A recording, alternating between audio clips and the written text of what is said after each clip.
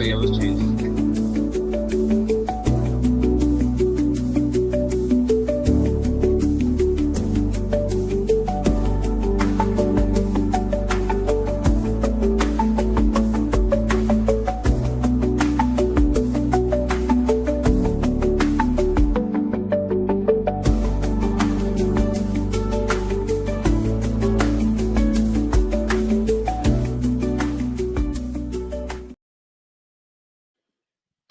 Hello, everybody, and welcome to Ohio State Primetime Live. Happy Memorial Day. I'm your co-host, Ryan Stano.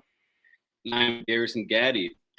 Everyone, first off, before we get going here, first thing for being here, make sure to like, share, subscribe to the channel. If you haven't already yet, check out our website. You can see where all of our writers and journalists. Ryan, I'm waiting for you to post an article on there. I'm waiting for you, man. But yeah, I know. I saw the email come from Mark about writers. We'll see. We'll see if I got some time to put something up there. I know you're busy, especially right now. I know you're busy. Also, Yeah. everyone, I want to pull this up here from our shout out to Robert Howard, becoming a new member, awesome member of this channel. Ryan, I don't know, you weren't here, but he took a new shift at work, so right now he's not able to make it, but glad he's still joining here. And also, everyone, if you're not able to catch us here, you also catch us on any other podcast streaming platform. And then also, happy Memorial Day, everyone, to all those who have served. As Robert here says, thank all the women and men who have served this country, past or present. You guys all know, including you.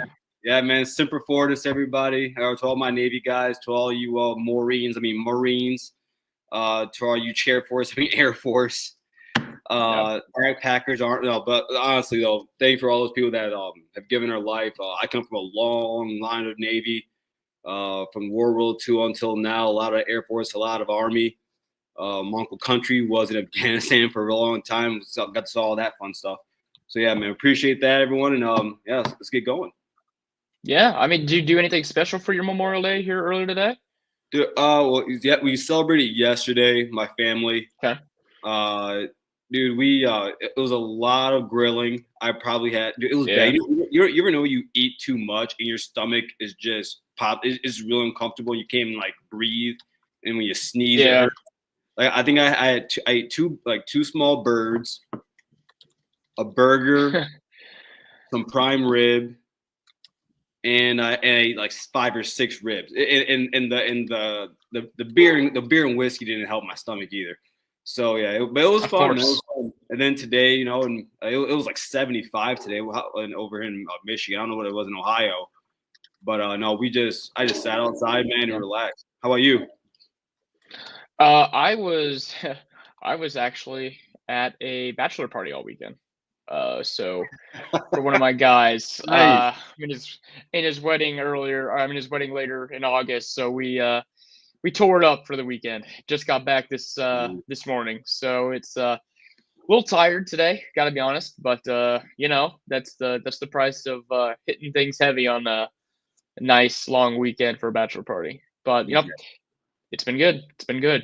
Wait, I have a question for you, real quick. Yeah. I want to test the theory before we start here. How many guys were you with? So we had 17. We had an 18 to join for like a day because he had some stuff that he had to do, the following day. So we had a lot of guys there. It was 17 dudes. So it was a lot of beers were drank. Let's just put it that way. Yeah. I have this rule. See, I had a similar experience, and I've always had this rule where, and Robert, man, glad you can join us, Robert. Really glad about that. But I've always had this rule that once you get it, like when you have a group of guys, right? Once you get 4 is that threshold, 4 to 5, and once you get over that threshold, man, because like for my buddy's bachelor party, my buddy Bryce, who's on the network now for Michigan, we it's probably had to be 14 or 15 of us, and that was just, and we went downtown Chicago. Nice. And it was insane. It was insane. Bryce hit his head on a chandelier at the bar. We saw. Have you ever heard of the naked bike ride in Chicago? No, but that doesn't sound like something I would like to do. We have no idea about this. It's an annual thing there, and we're outside this bar having fun. Next thing you know, I not kid you, there's probably a group of 500 plus, like elderly, young people on bikes, skateboards, scooters, butt naked. One of the craziest things I've ever seen. Man, one of the craziest things I've ever seen in my life. sounds like quite a weekend. Yeah. So, let's go ahead and let's start talking about Ohio State stuff here. Oh, I forgot, Ryan. I forgot one go last ahead. thing. If you haven't already yet, please, and if you would like to, become a member of this channel. Last week we had Mike and I, we did an interview, everyone, with Luke Montgomery. It was really awesome. It is also out now for everybody to see, so please go check that out. This Tuesday we'll be having an interview with Coach Dirt from SFE, so that's gonna be really fun. He's a funny guy, so I'm really looking forward to that. But before we get started, everyone, let's give a shout out to all of our members. Asia Posh, Queen Doreen, AZ Buck Guy, Philly Fan, Ape Rock, Where One Goes, Matthew Miller, James Williams, Kinetic, C12, Open Mike, Robert Howard, and Steven Hellwagon, who also wrote an awesome article on that. Also, everybody, so you should check that out also. Absolutely. Now I'm done. Good. Now that we've got all that, all the admin stuff here out of the way, we want to talk about the 16-team playoff that is inevitable at this point. That's kind of how we want to start the show. So, I know you and I have talked about this in the past about the idea of the 16-team playoff, and I want to hear your thoughts as far as what they have now proposed with it, because I think both of us are kind of on the same page as far as this is a good thing for Ohio State, just in general, because it's easier to make the playoff, easier than it already is. But it also is a bad thing for college football at large, at least in my view. So I want to hear your opinion based off of how the SEC and the Big Ten want it set up, because that's who's driving this boat, is those two conferences. I'm completely against. I think we talked about this before. And so I'm just gonna say what I said back then for all those who didn't hear it last time. I'm completely against it. I completely hate it. I think that, and mind you, even though it favors Ohio State and it favors the conference that I don't cheer for the Big Ten, but we're part of, it helps the SEC. I don't like that. I am not in favor of you. I'm not in favor of teams being placed into the playoff automatically. I think that takes you having to earn it. And football is about earning things. You that yard you get on the field, you earn that. Which, for those that don't know, the SEC and the Big Ten are proposing that each conference would automatically get 4 teams into the playoffs. So half the playoff field is set by those two conferences, which, to your point, you need to be able to earn those spots. You don't need to be given pity spots to Illinois or Iowa or Wisconsin just because they're in the Big Ten. They need to earn it. We don't need some 9-3 team from the Big Ten or the SEC getting into the playoff because they've beaten Northwestern and Maryland and Rutgers and, lost to Ohio State, Penn State, Michigan, whoever. My point is, you need to have quality wins, and you need to show that you're actually a quality team in order to earn a chance to play for a national championship. In the way that this is being presented, I don't think that would happen. Now, obviously, both conferences are very large. Despite it being called the Big Ten, they've got 18 teams in it. So I understand their argument that because the conferences are so big, they're not going to be watered down. They're going to have elite talent year in and year out, which is probably true. But it shouldn't be an automatic deal. You should have to earn your way into playing for a national championship. And if it had been a 4-team playoff for each conference, Ohio State, the Big Ten already had 4 teams in. Mm-hmm. I thought all those teams deserve to be in it this year, but I'm not going to say that is going to be guaranteed every year. Not every year is the Big Ten going to be good enough to have 3 11-1 teams and a 10-2 team, or even 3 10-2 teams, 1 11-1 team, whatever the case may be. So I am all for giving the ACC, the Big 12, and the other not Power 4 conferences a better chance to make the playoff. On top of that, because I want to read this to you. When we talk about these automatic bids, of course, the Big 12 being one of them, getting those 4 bids. This is the over-under in the Big 12 right now from the top to bottom. 8.5, 8.5, 8.5, 7.5, 7.5, 7.5, 7.5, 7.5, 6.5, and on down. Now, granted, by the way, everyone, if you want to make some money, futures right now on Arizona State hit the over on 8.5. That's going to happen, and I promise you, that's going to happen. Interesting. Okay. I think Texas. I'm close to doing Texas Tech. I really am, but okay, because you can make a lot of money from it if you're right. But I look at things like that, man. There's not going to be 4 teams this year, I think, that are coming out of the Big 12 that are going to deserve it. When you look at the ACC, I mean, I have Clemson as being one of my top 4 teams in the country. So, yeah, cool. Miami, understandable. Syracuse, I guess we'll see this season. There's been a lot of buzz for them happening. I'm not sure if I believe in it or not, but they're getting a lot of buzz. I'm not sure why. But my thing is, I don't believe there are 4 teams that automatically qualify to be in there. And the truth of the matter is, man, depending on the year, if you're getting 4, like, there's going to be years where the Big Ten or the SEC have 6 teams better than your 3rd best team, whether that be in the ACC or that is in the Big 12. I mean, you look last year where South Carolina landed. I think South Carolina was a playoff team. South Carolina was better than Boise. South Carolina was. I mean, honestly, man, if you asked me if South Carolina got in the field, you don't think they're better than Boise? I don't. I also don't think their resume was as good as Boise State. If Boise was in the SEC with that same schedule, they're not doing what they do. They're not. Hey, you simply just don't lose 3 games. That's easy to say when you're Boise. Sure, and that is, and you know what? That is part of Greg Sankey's argument. Is he thinks that the committee is rewarding people for not losing as opposed to actually playing good competition, which I think is a bit of both. And I also think it's a foul. It's tricky because the committee changes every year. Like, there's new people who are deciding who should be in the national championship or in the hunt for a national championship. So he can't really use that argument for every single year because the guys are different. They all have different criteria. There's a reason where there's not really a defined criteria. Like, they have guidelines that they go by, but there's a reason why they don't have concrete criteria that they follow year after year, because they want to be intentionally ambiguous because new guys and gals join the committee every year. So I understand that. Look, like I said, this is simply a power grab between the SEC and the Big Ten. Let's just call it what it is. There are years where they will 100% deserve having 4 teams in. Each conference could deserve having 4 teams in. I thought the committee got it right last year. I thought they got the appropriate teams in.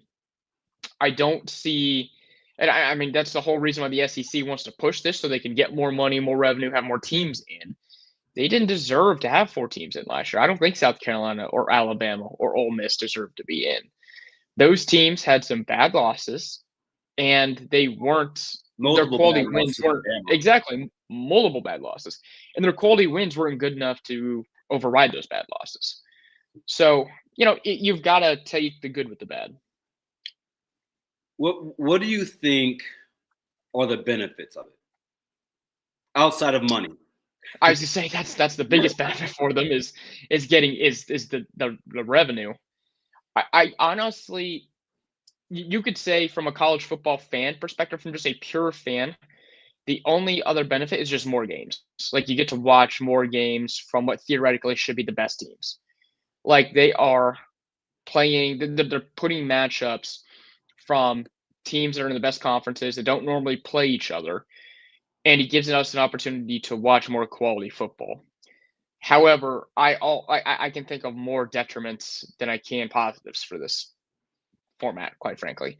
I mean, think of it, and it's very clear that college football does not care about player safety. When you keep stretching out the format like this, you're just adding more games. Ohio State just had the longest college football season ever. They played 16 games. That's all. That's what a full NFL season was just 3 years ago. They are, and with a 16-team format, I understand there's probably going to be more buys, but if you're a P5 school that all of a sudden, I'm sorry, a non P4 school Mhm. that all of a sudden starts to, they get in because they win their conference, but they win their conference championship, they're not getting to buy. So theoretically, if it were to ever happen, they could end up playing 17, 18 games if they were to, get deep into the playoff and have some upsets. That is way too many football games. That's just too many. That's risking injury. That's not safe. What? All right. So I'm gonna play devil's advocate here when we talk about that. Please. When we talk about player safety. What if I was to say, I don't want to say I don't care about the player safety, but yeah, please don't say that. no. But it's moot to me because we're not just talking about simple student athletes anymore. These are there's a lot of kids with big dollars behind them. It was one of the reasons why, like when Cam Ward sat out that second half, and understandably so, but he sat out that second half like in the bowl game. I'm sitting there wondering, if I'm the guy that pays you, right? I'm putting money in your pocket, and we signed a contract. Are you in breach of that contract at that point? I mean, at this point, man, we are talking about young professionals now. Now, I understand that the season gets longer, but I look at what happened with Ohio State this year. We had injuries, but I can name out other years when we had much. There were a lot of it. We've had years where we had worse injuries, and much more. Ohio State had two starting offensive linemen go down to season-ending injuries. Yes, but we've had seasons in shorter seasons where we've seen more injuries than we did this previous season. And I think that now we're talking about you have to adjust. Now, Are you able to like Ryan Day did with his running back, or actually Coach Lachlan did with his running backs? Are you able to get them rest? Are you able to have a steady pace throughout the season so that guys are not out there too much? Again, in rotating and things of that matter. Again, I do agree with you, but I do think there's another side to that. On this also, because I want to ask you this: do you think this is a way for them? Because when we first saw the 14 playoff, and mind you, it was P5 back then, of course. There was always going to be a conference that was left out. We all knew that. Yep. Is this kind of like a shift into going back to that? Because now we have P4, and it's like, okay, well, we can solely keep it to these conferences. Are you opposed to that? Yes, but I also don't think it's necessarily doing that because they are giving, an opportunity for the group of 6 at this point. It's not group of 5, it's group of 6. They can still get into the playoff. I do think they should. There might be a couple years where there are 2 group of 6 teams that are good enough to get in. Good God, I hope not. I hope there is. But my point is, they'll get pummeled. Maybe, but I think it's better for the sport when you have a variety of teams that have a shot to get in the playoff. And that's another argument for the 16-team playoff. You're expanding that field, so you're expanding the opportunities to have a different college football championship. Because for years, let's face it, the last decade or so, only a couple handfuls of teams can win a national championship. Yeah. Just based off of the talent and the way the format was. I mean, you're looking at the Ohio States, the Alabamas, the LSUs, teams like that who are constantly at the top year in and year out. And now that you have NIL, and now that you have the transfer portal, and now that you have an expanded playoff field, you have teams like, Notre Dame who, hadn't played for a national championship in over 10 years. They play for a national championship. You have a team like Penn State who seemingly missed out on the playoff every year because Ohio State was just frankly better. There was Ohio State or Michigan that was getting in over them. They get in the playoff. They make a Final Four. A team like Indiana, who was the Cinderella this year, gets in. Boise State, Arizona State, both of those teams, no one expected them to do much, and they got in. So that is an argument for the 16-team playoff. The issue is when you start capping the amount of spots that are left because you're giving a 4th spot to a 9-3 or 8-4, God forbid, Big Ten or SEC team. That's what I have a problem with. All right, so focusing on the Big Ten, do you believe Well, no, I think we both believe that every year now, in this format, Ohio State was always going to have 4 teams that make this playoff, right? And let's just say there was no automatic bid. So Ohio State was probably more than You mean likely the to Big have, Ten? Or you said yeah, Ohio State would automatically get in? Yeah. I'm sorry, the Big Ten would have 4 teams that would make the playoff, depending on the season. I'm sorry, almost every season, almost every season. Yeah, I say at least 2 or at minimum 2, most likely 3, 4. It can definitely happen. Do you think there's any negatives to the conference in doing that? I do think that it's a negative. There may not be a negative specific to the Big Ten itself because they're automatically locking in a better chance for one of their programs to win a national championship. They're automatically locking in more revenue because more games are being played, at these stadiums, and they're getting more TV revenue from the playoff itself. But from a national perspective, I do think that there's a detriment. I don't think that you should be. They're trying to make the playoff even more like they expanded it to they're expanding it to 16 under the guise of opening it up, but it's really falling under the umbrella of some more exclusivity because they're limited. Half of the field is already spoken for. Automatically, every year you're getting 4 SEC and 4 Big Ten teams in, no matter what, no matter how bad the conference is in a certain year, they are going to automatically get 4 teams in, which I think is wrong. Like you said at the top, you should have to earn your way into this field. They should not be handing out spots for any reason. No, I like honestly, if there was in a given year where let's say in the Big Ten you had 3 10-win teams,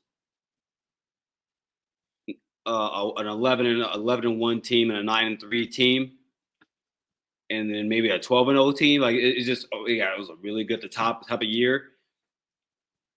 I'm going to sit here and tell you, Ohio State should get those 6 teams should be in. And if the SEC would do the same thing, I would sit here and tell you, they'll throw those 6 teams in there also. And yeah, that's 12 out of one conference, right? Or at least 10 to 12. But just as you said, I don't agree. I would be okay with this if they said 2. Yeah, but I guess it doesn't really matter because usually if you are a top 2 team in your conference, you're going to make it, unless you're the Big 12. But but I just can't. It's hard to get behind it. It's hard to get behind it. I don't necessarily dislike it. I just don't like the automatic bids. Because I think it sets a bad precedent, a very bad. Agreed. I agree, and it also discourages teams from scheduling great games, quite frankly. Like, why would you schedule – like, if you're Ohio State, why would you schedule Texas in the future? We disagree on that. There would be no incentive into doing that because, okay, you know what? All I need to do is finish in the top 4 of my conference. So I'm gonna have these cupcake warm up games. I'm gonna face Grambling State, Ohio, and Akron every freaking year, so I can have my guys stay healthy and ready to go for Big Ten play. Why the hell would I need to up my resume by playing an SEC team? One of the upper tier teams in the non-conference. Why would I need to play a Texas or an Alabama or a Georgia? Some of these teams that Ohio State has lined up in the future. Why would I need to schedule those when all I need to do is finish 10-2 in my conference to guarantee myself a playoff spot? It's disappointing, and that robs college football fans of great matchups. I think it still incentivizes it because let's take like Oregon this season or Michigan this season, right? 2 teams that have very weak schedules. I think that let's say if the Wolverines had they got Oklahoma on the schedule. I'll use Oregon. Let's say for Oregon they had Texas A&M on their schedule. Okay. Now throughout the season, they play Penn State this season. Let's say if they lost that game, and then let's say if they some unranked team just happened to beat them. As football, it happens. So then when you look at their non-con, it's like, okay, well, they don't really have anything. And then because they have it, and they'll say throughout the season they Some teams go up and down, like that 2022 Georgia team that was up and down throughout the season. They still won games, but they're up and down. You might need that Texas A&M game. Now, even though I don't necessarily disagree with you. Why would you need a Texas A&M game? Because if it's just dictated off of the conference standings, you wouldn't need it.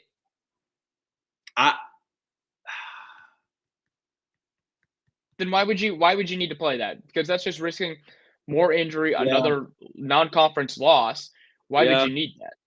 Like, it's disincentivizing these great programs from facing each other. Do you think this is something? Nonsense. Do you think that maybe we're kind of just the human condition naturally looks towards all the negatives. Do you think we're kind of looking towards that a negative like that when in all reality it's something that we're kind of overblowing that's not going to happen?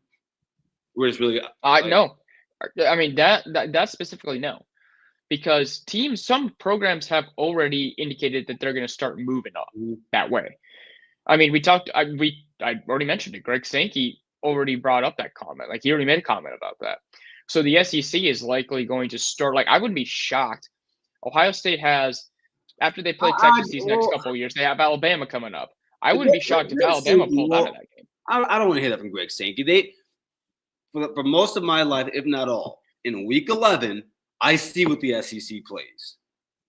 And that's what and you know what? And that's what Big Ten, it's illegal to even do that. Well, yeah, but you know what? That's what they're going to be still incentivized to keep doing. There's no incentive to not do that. Alabama, plays Bethune-Cookman every freaking year before the Iron Bowl because there's no reason not to. Like, it's a warm-up for a game that you actually need to win because it's in conference. And if you have the 16-team playoff that guarantees 4 outright spots to the SEC and Big Ten, then there's no reason either one of those conferences are going to try to schedule big non-conference matchups. None. Okay. Well, before we move on here, this just popped up on my timeline. I want to read this to you. Okay. Okay. So these are the Week 1 college football lines right now.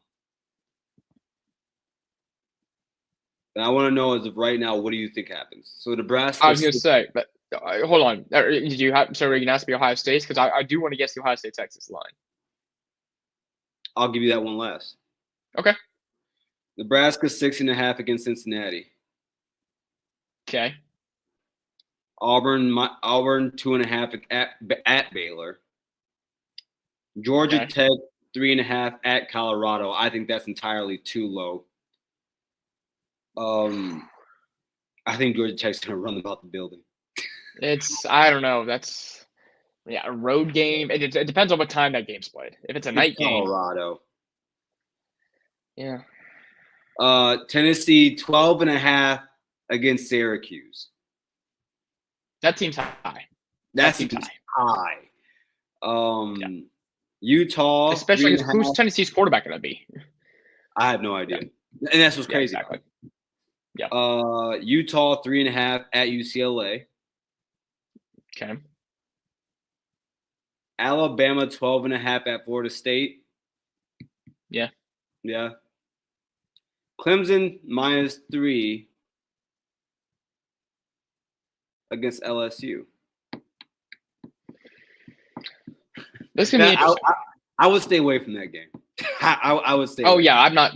That's a no bet game. A lot of the Week 1 matchups, I don't bet because you don't know how good these teams are. Like, I mean, I know how good Ohio State is. I'll bet on their spread. Something like that. Usually, although with this game, I don't know. Is my connection better right now? You're getting better. Okay, cool.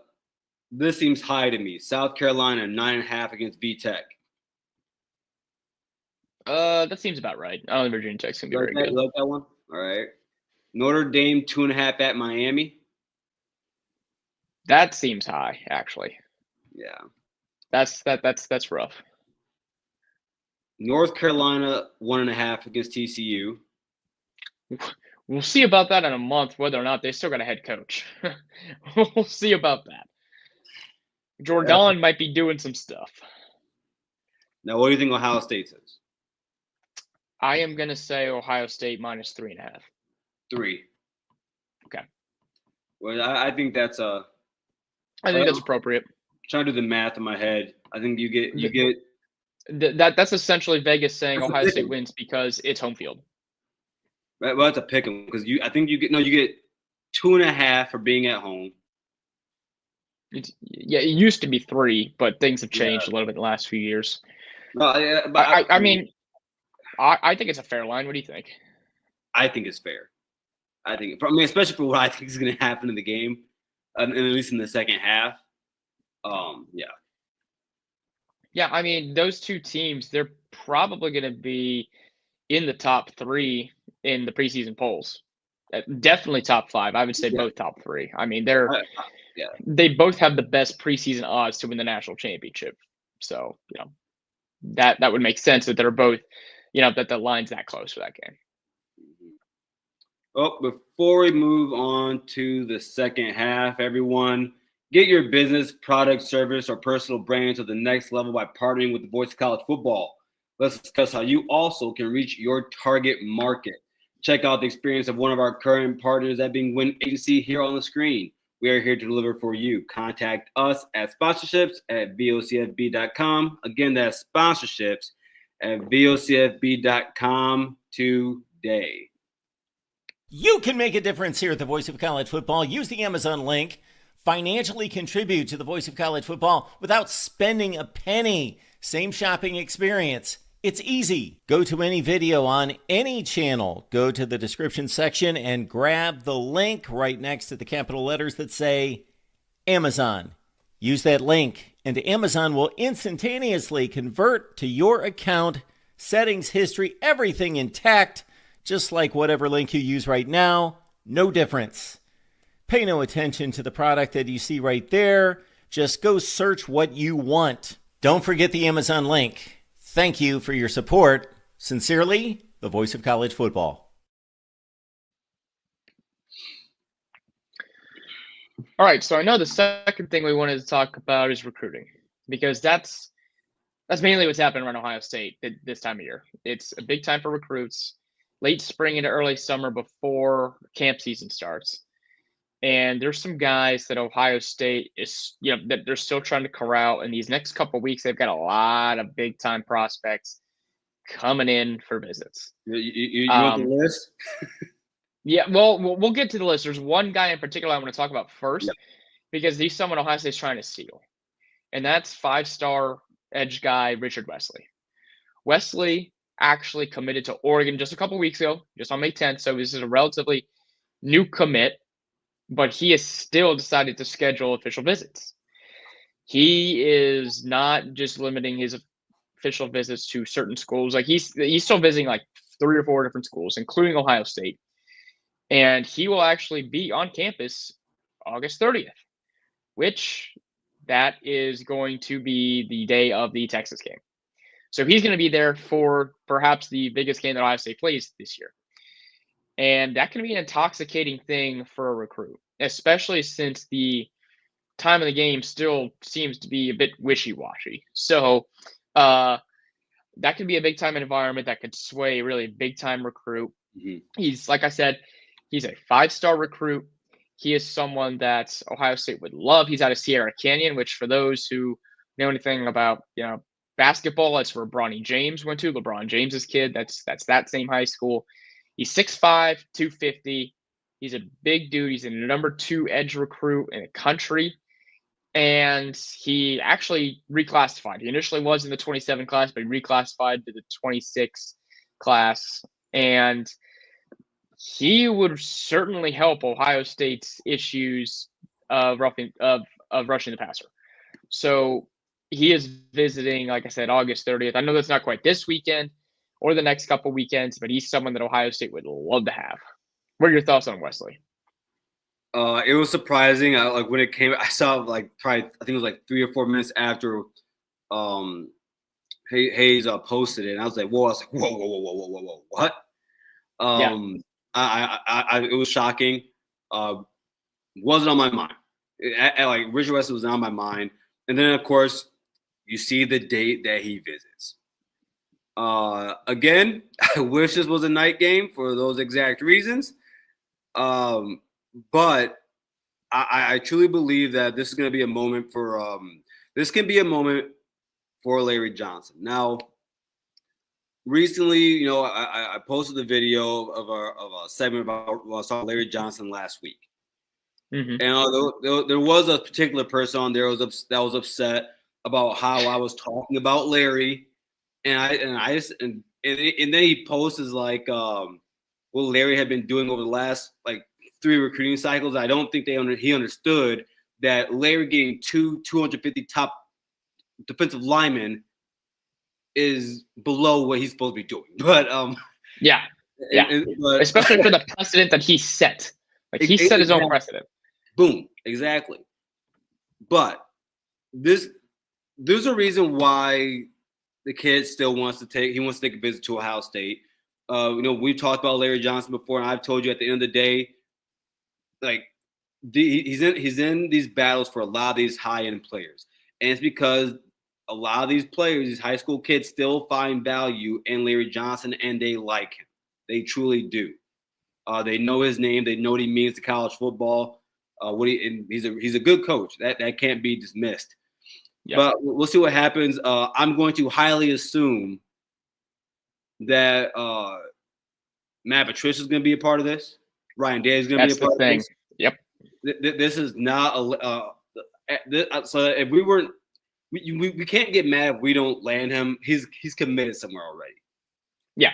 And at the end of the day, will I still give? If somehow we were to pull this off, I will give Larry like a good chunk of credit. But there's no way I don't believe that this is. There's no way I don't believe that this is not a Matt Patricia and Ryan Day type of thing. Matt Patricia would for sure be leading the recruitment. It seems like he's doing that with most of the defensive line recruits because it seems like Larry Johnson can't be bothered to get off his fat ass, get on the recruiting trail, and actually try to get these kids into the program. And he's 73 years old, and that's fine. Like you've done everything you need to do. Just retire, man. But again, I'll get off my soapbox. We've had that conversation 3 or 4 months ago. But yeah, I mean, obviously he's not going to be visiting anytime soon. There are some recruits who will be visiting. Real quick, because so Doreen says, I'm a few who don't like flipping. You're a Buckeye or you're not. That's just me. Well, I'll say this to Doreen. Ohio State doesn't flip a whole lot of guys. Like they don't flip a whole lot of recruits who are already committed elsewhere.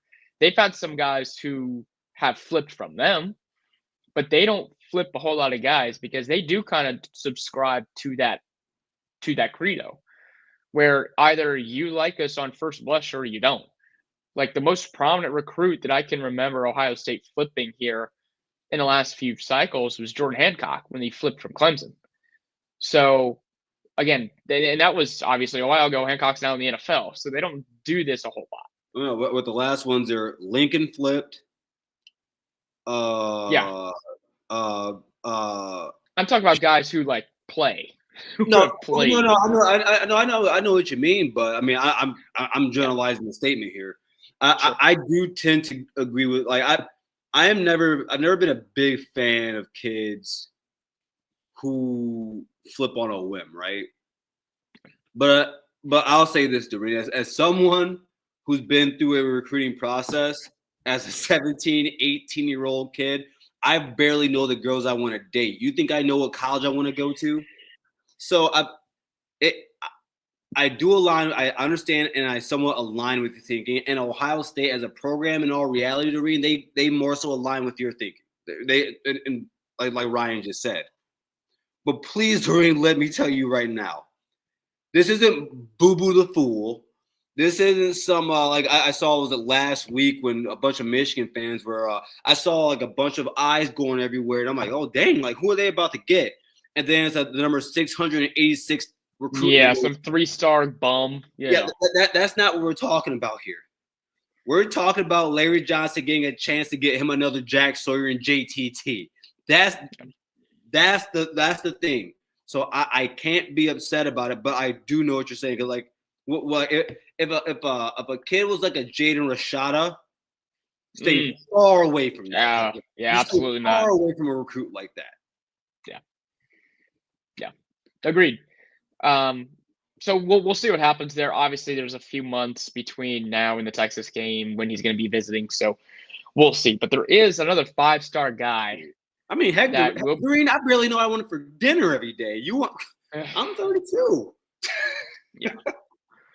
But there is a 5-star recruit who will be visiting here in very, very soon, and that is 5-star tackle Felix Ojo.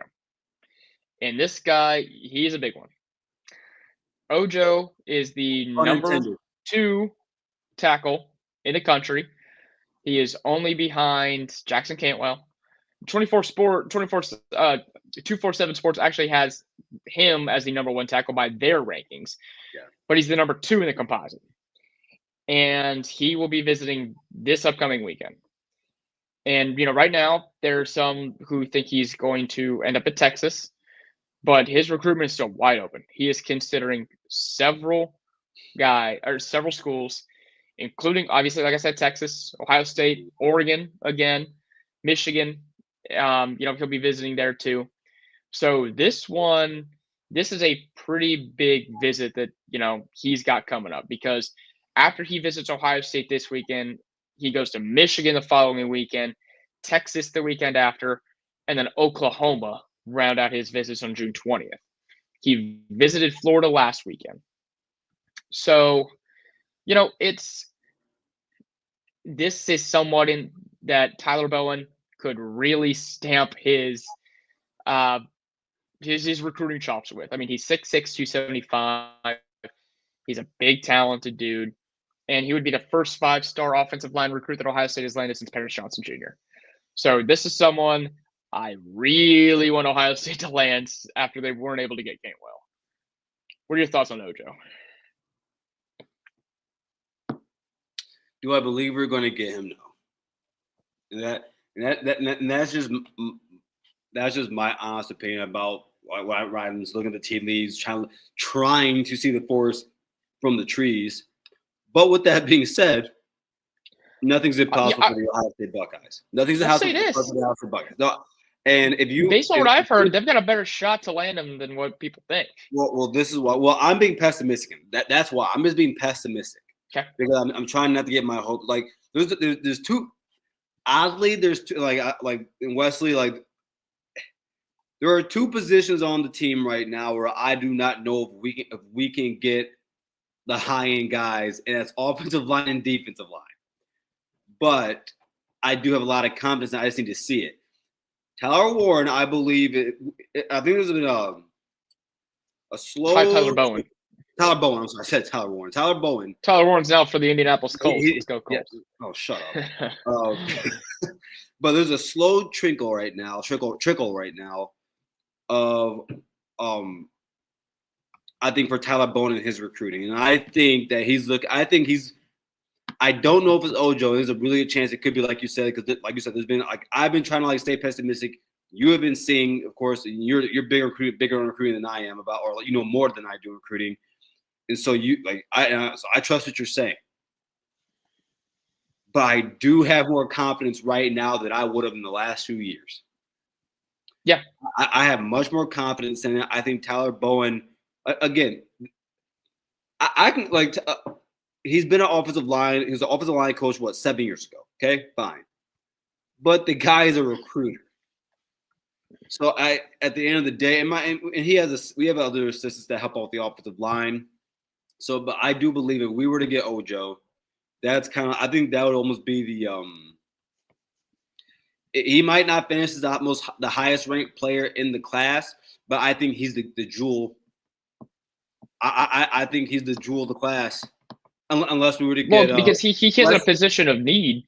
Yes. Well, sure. Yeah. Well, he's in a position of need. I mean, right now, the highest ranked player in the class is Chris Henry Jr. And he's wide receiver, but Ohio State's got stable wide receivers. They've got other dudes who can play. The offensive line is not as deep. So grabbing Ojo would honestly be kind of a program changer at the offensive line level. Because he's someone who could come in and start day one. He's that good. Carter Lowe was ranked what in his class? Carter Lowe, I think he was. I mean, he was a 4-star guy, so he wasn't. He was He was. Wait a second. He's a 4-star, but we're gonna say He was ranked as the 72nd overall recruit. He was the 14th overall offensive tackle, and the third best tackle in the state of Ohio. Was he like a 9'6", 9'5"? 9'5"? Yeah, I mean, he was according to the 247 composite, he was a 4-star. He was 96. Okay. No. Yeah, I was just curious, but yeah, man. I really believe if someone could do it, it's Tyler Bowen. Yeah. And unlike our esteemed LJ, I don't think he needs the help of Ryan Day. So or Brian Hartline. Although I will say having Brian Hartline in there as the OC is not a bad thing. Doesn't help. I mean, it doesn't hurt. Yeah. Brian Hartline, like I do want to stress this for a second. It's off topic. He may still be the wide receiver coach, but he has to go and touch down these other positions now. So yeah. Sure. Any other specific recruit that you want to talk about who's going to be visiting here soon? Oh yeah. So I mean, Hyder's going to be there. Griffin's going to be there. Let's break it down. We went over this Ojo. How do you feel about Savion Hyder, the 5-star Savion Hyder, and the 5-star Xavier Griffin right now? So Savion Hyder is someone that I feel very confident in choosing Ohio State, and I feel confident that way because of the fact that Michigan actually went ahead and offered another running back here in the last couple of weeks, so they don't even think they're going to land him. And to me, I think it's between Ohio State and Tennessee. And for those who don't know, Savion Hyder is the #1 running back in the country, 5-star kid from the state of Virginia. And the last time Ohio State landed a 5-star running back like that as a recruit was Trevion Henderson, and he's from the state of Virginia. So they've got a track record of pulling the guys from that area. He seems to really like Ohio State. He's someone who is going to be visiting again this weekend with Ojo. And then he'll take a visit to Georgia, Michigan, and then Tennessee. I think it's between Ohio State and Tennessee because when he visits Tennessee in June, that'll be the second time he's visited there in a couple months because he just was there a couple days ago. Yep. So I think Tennessee's the hurdle there. But I would love to see him in Scarlet Gray because I love how he runs.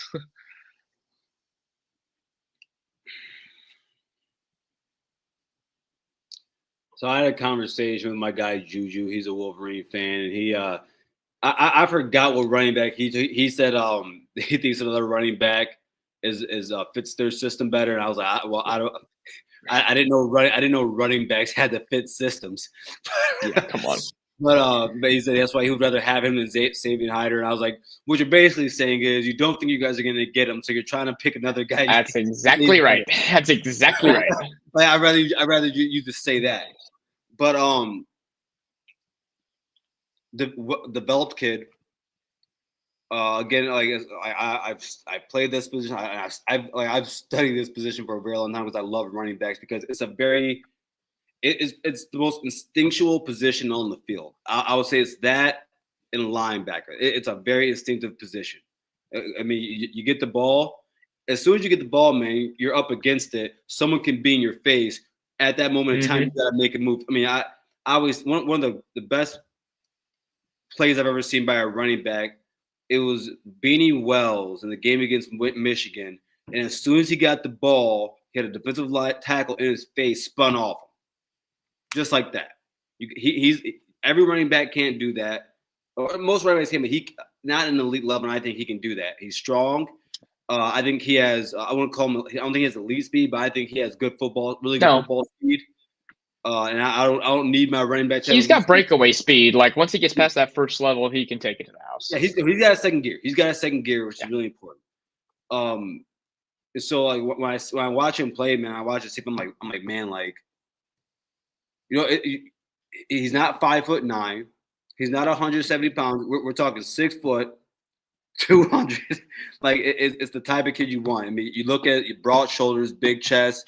large thighs. I mean, and as a running back, you want to have that because you run with high knees. Guys go along you, kick him in the jaw. He runs really, really high knees. So Coach Lachlan. I think it's for him is to a point where it's not even about can he coach position. I think for him, he's just trying to get the right kid in there, and I think or young man in there. And I think these players, man, Coach Lachlan has an aura about him. Like I feel like there's no way you can be around him and feel like you're not gonna learn something, you're not gonna smile, you're not gonna laugh. You're not going to see a father figure. When you go to college, man, your father figure is your coaches. So no, I'm actually really confident in his recruitment. I wouldn't put a crystal ball on it, but if you told me that Xavier Hire committed to Ohio State, I wouldn't be surprised. And then two other guys, Luke Waffle and Jake Cruel. Unfortunately, with Waffle, we didn't exactly get a great report from him recently. He seemed, he just visited Florida. I don't know. We'll see about that. We're not gonna get it. It's okay. Yeah, I don't think so. But I do. Which I think is okay. Yeah, it's okay. But I do believe with the Waffle news and with Wesley still being committed to Oregon, I think you have to get Cruel. You have to get Cruel. Now, and the reason is he's the second highest defensive end you're looking like. He's the only he's the second highest defensive ranked defensive end you're looking at really that you have a really good chance at. Let's say it that way. Am I confident in that? No. I'm not. and Doreen Wesley. This is actually the crux of the problem right here. Waffle and Cruel are two very athletic defensive ends. They have bend. I'll tell you what, they have everything Jack doesn't have. They have bend, they have moves, and they're more athletic. So and they look like you, like Ryan. And so it's like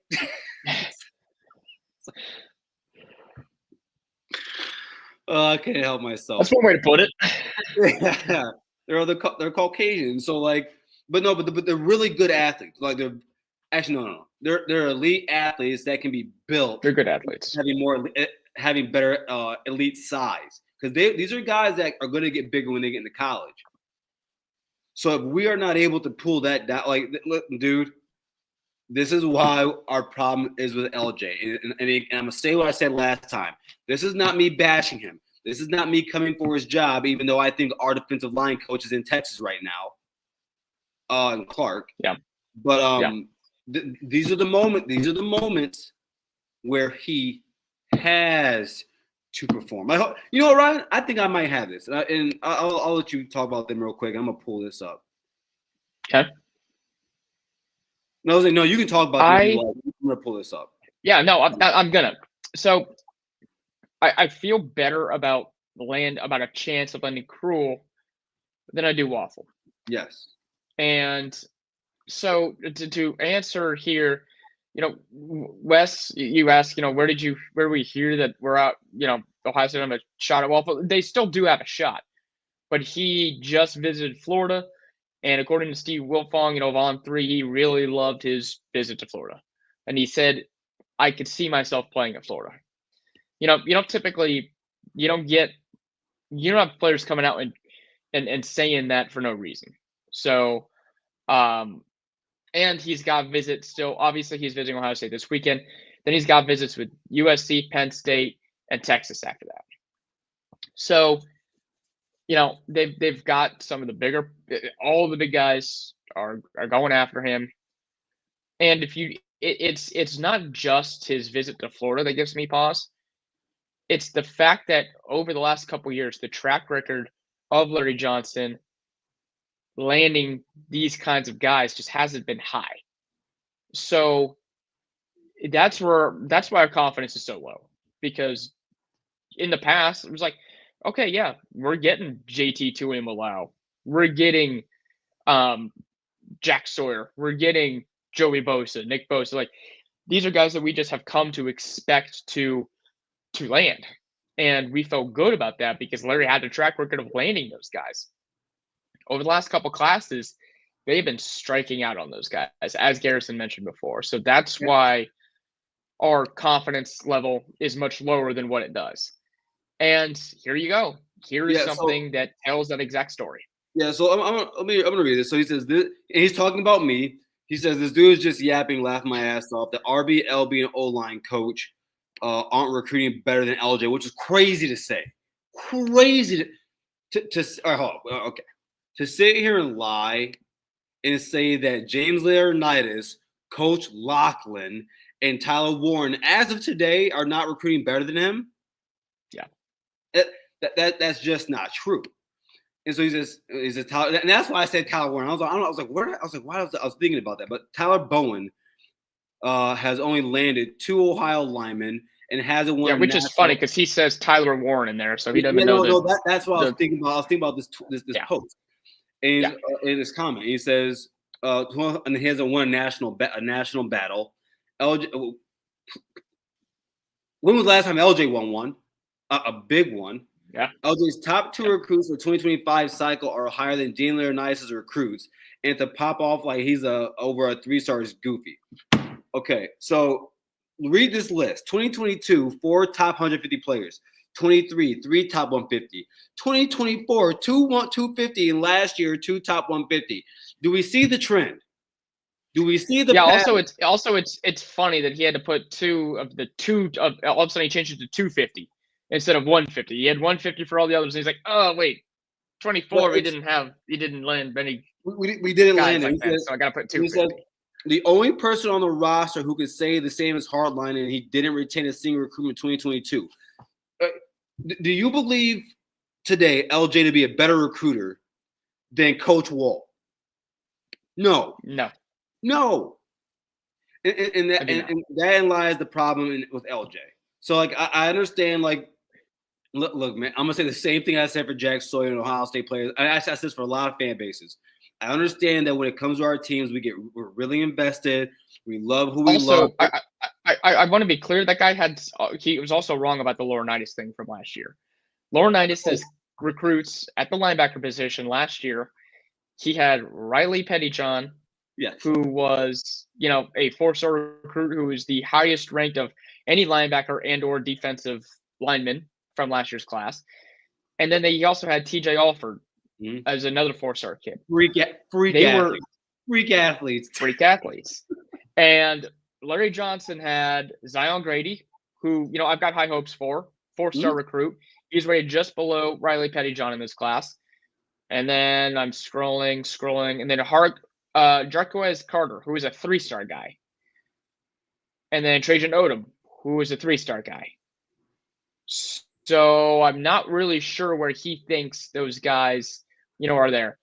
I mean, they got Epi Citinelli as well, who's a 4-star edge guy, still not rated as high as either one of those of those linebackers. Maxwell Roy rated a little higher there as well. I don't know. I still don't necessarily.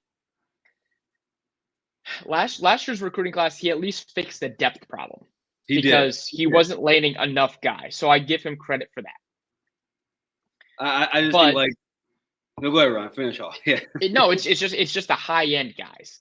That's where our frustration lies because he set that precedent before that he can land these 5-star recruits, these national guys who are wanted by every school in the country, and he hasn't been able to land those guys. That's where our frustration lies. And also, you hear the reports of, Matt Patricia's taking more of a lead on recruiting the defensive linemen. That's what's concerning because all of a sudden you don't like you've got a guy who's brand new to college football. He's the one who has to take the initiative, as opposed to a guy who's been in coaching, college football for Ohio State for the last decade. He's the guy that has to go out and offer the 3-star Ohio kid. He's the guy that has to go do that, and that's crazy. It's really aggravating because I've said plenty of times when it comes to and of course I want to win these national battles, right?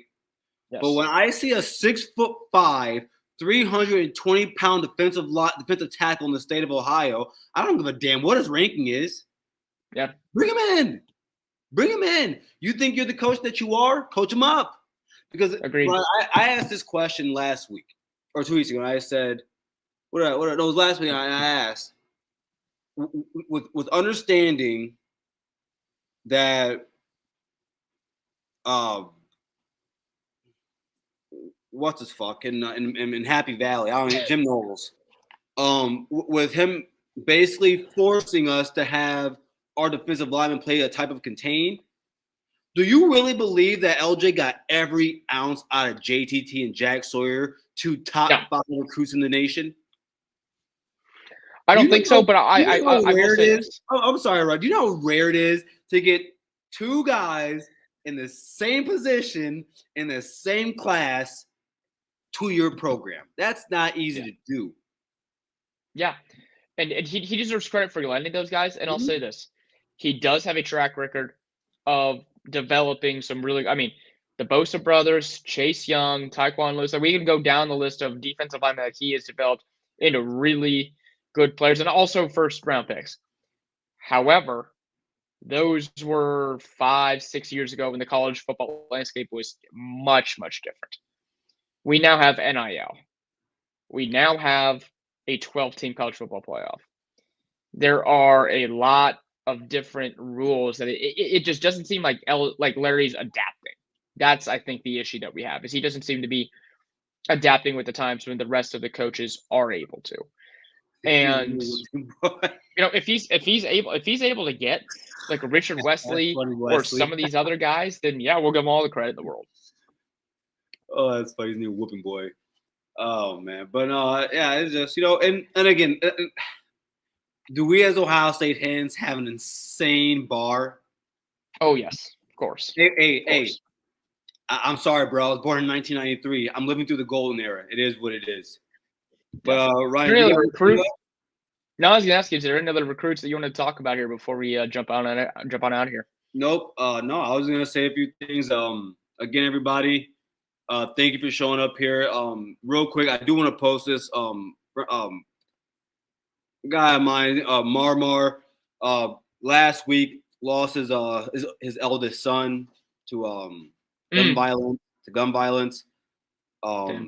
A week before he's supposed to graduate, and so that's to go from everyone. If you would like, you don't have to. Marmar said you don't have to. All he wants people to do is just look at it and put it and post it. That the other side of the family had made. So again, everyone, just check that out real quick. And our prayers are with you, man. And again, everyone, if you aren't yet, please like. If you haven't yet, please like, share, and subscribe to the channel. Reminder again, memberships. If you want to become a member and see some of the exclusive content we have coming out, especially during the season, because we'll be really busy by that time. Please do that. In tomorrow, we'll be having Coach Dirt from SFE, South Florida Express. If you don't know what South Florida Express is, everybody, Ohio State's 3 starting wide receivers all came from there. So it's up Brandon Ennis, Jeremiah Smith, and Carnell Tate.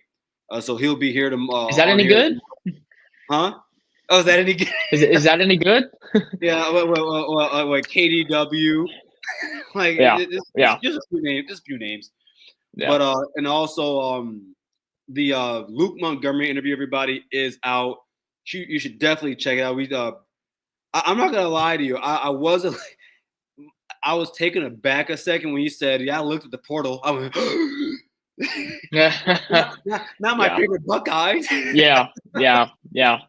That would have hurt. Yeah. Hey, but you know what? He looked at it and then he stiff armed it. So he's bad. He looked at it and he started pancaking Tennessee Vols. So I started dog walking them. That's right. But yeah, man, that's all I got. And I just thank you all for showing up today. And again, everyone, if you do miss the show, you can always go check it out on Spotify, Apple, or wherever else you go to. Yep. And then also you get your podcasts. Yep. Absolutely. We will be back on Thursday for the Collins show. So bring your comments for that. Would love talking to you. It'll be the first Collins show that both of us have been able to attend in quite a while. So we'll be excited to both be there and talk with you guys. And we will see you guys Thursday at 8. OH. IO.